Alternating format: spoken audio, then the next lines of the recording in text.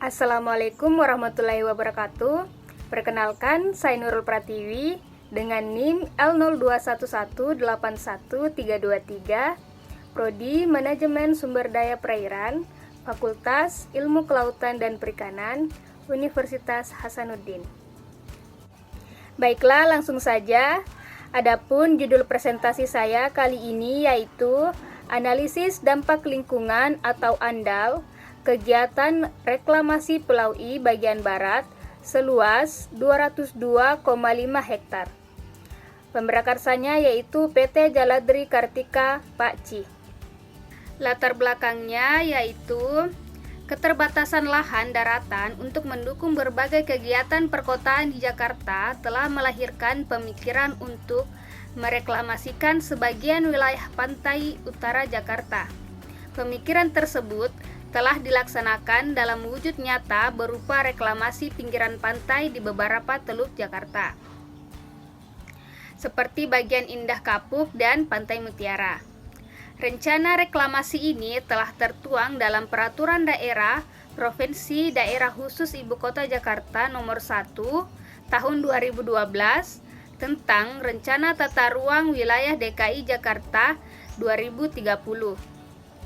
RT/RW 2030 menjelaskan bahwa pemerintah daerah mengembangkan kawasan strategis Pantura yang merupakan kawasan strategis kepentingan ekonomi, lingkungan, dan sosial budaya.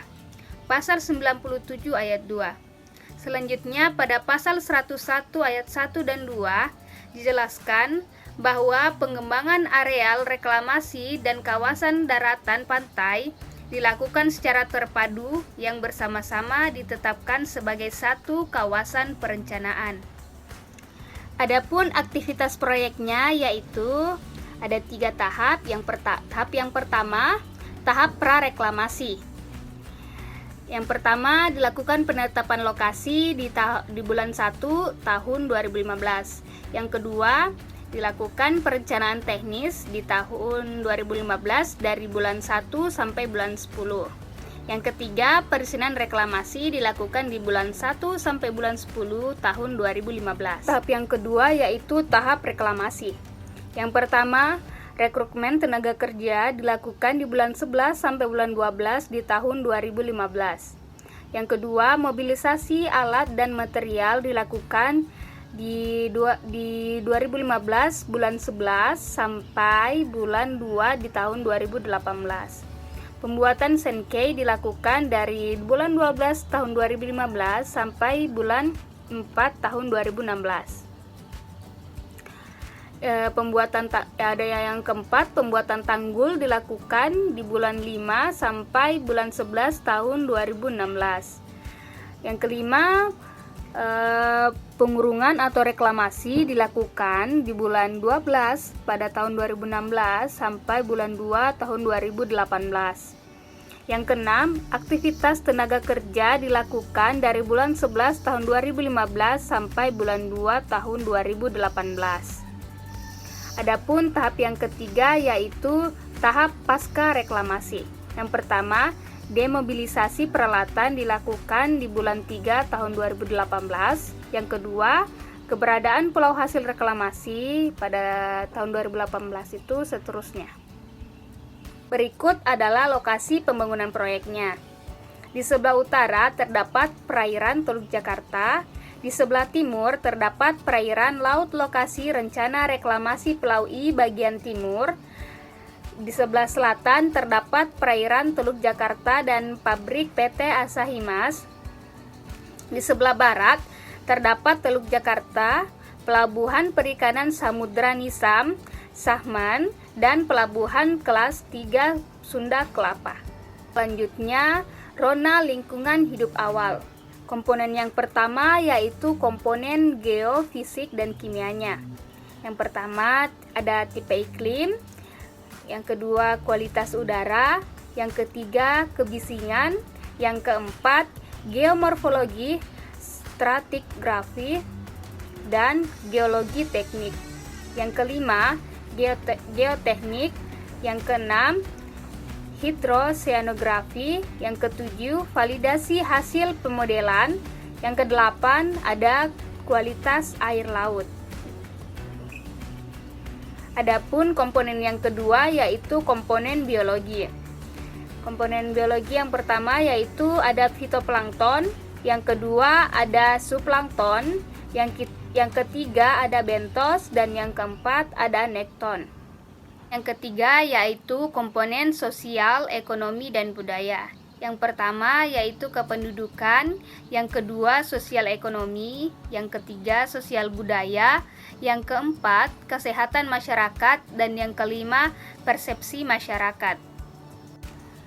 Dampak potensial ini terbagi dari 3 tahap, yaitu tahap yang pertama tahap prareklamasi, tahap yang kedua tahap reklamasi, dan tahap yang ketiga tahap pasca reklamasi. Adapun tahap dari prareklamasi yaitu perubahan persepsi masyarakat. Tahap yang kedua yaitu tahap reklamasi. Tahap reklamasi menyeliputi penurunan kualitas udara, penurunan kualitas air laut, perubahan pola arus, perubahan pola gelombang, peningkatan volume sampah padat, gangguan utilitas, gangguan terhadap biota laut, terbukanya kesempatan kerja, terbukanya kesempatan berusaha, dan perubahan persepsi masyarakat, dan yang terakhir gangguan transportasi darat. Adapun tahap yang ketiga yaitu tahap pasca reklamasi. Tahap pasca reklamasi yaitu perubahan pola arus dan perubahan pola gelombang. Adapun pemrakarsanya yaitu nama pemrakarsa PT Jaladri Kartika Pakci, alamat Jalan Danau Sunter Selatan Blok M2 nomor 7, Kota Administrasi Jakarta Utara. Nomor teleponnya yaitu 021-29035-19 atau 2903-4553. Penanggung jawab Aryasman Wijaya, Jabatan Direktur Utama. Tim penyusun studi AMDAL diketuai oleh Insinyur Ilan R. Suryadi. Anggota yang pertama yaitu Insinyur Syafrizal Amsyar. Anggota yang kedua Insinyur Zulkifli Ali MSc. Anggota yang ketiga Insinyur Yesi Nurcahyani. Tenaga ahli oceanografi Baharudin Sabur SSI MSI. Tenaga ahli sipil dan hidrologi Hajid Surjono. Tenaga ahli supporting team Ensu Sudrajat. Batas waktu kajian. Pada tahap prareklamasi, perubahan persepsi masyarakat, batas waktu kajiannya yaitu 1 tahun. Tahap yang kedua, tahap reklamasi. Yang pertama, penurunan kualitas udara, batas waktu kajiannya itu selama 3 bulan. Yang kedua, penurunan kualitas air laut, batas waktu kajiannya yaitu 2 tahun. Yang ketiga, perubahan pola arus, batas waktu kajiannya yaitu 2 tahun. Yang keempat, perubahan pola gelombang, batas waktu kajiannya itu 2 tahun. Yang kelima, timbulan sampah, batas waktu kajiannya selama 2 tahun. Yang keenam, gangguan utilitas, batas waktu kajiannya yaitu 2 tahun. Yang ketujuh, gangguan biota laut, batas waktu kajiannya yaitu 2 tahun. Yang kedelapan, terbukanya kesempatan kerja, batas waktu kajiannya yaitu selama 2 bulan. Yang kesembilan, terbukanya peluang usaha, batas waktu kajiannya itu selama 2 tahun. Yang kesepuluh, perubahan persepsi masyarakat, batas waktu kajiannya itu selama 2 tahun.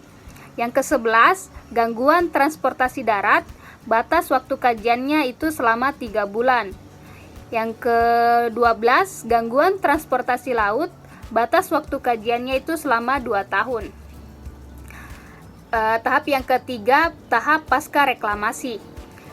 Yang pertama, perubahan pola arus, batas waktu kajiannya itu selama 5 tahun.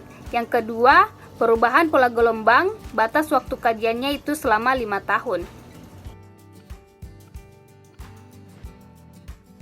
Itulah tadi presentasi dari saya.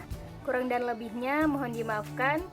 Assalamualaikum warahmatullahi wabarakatuh.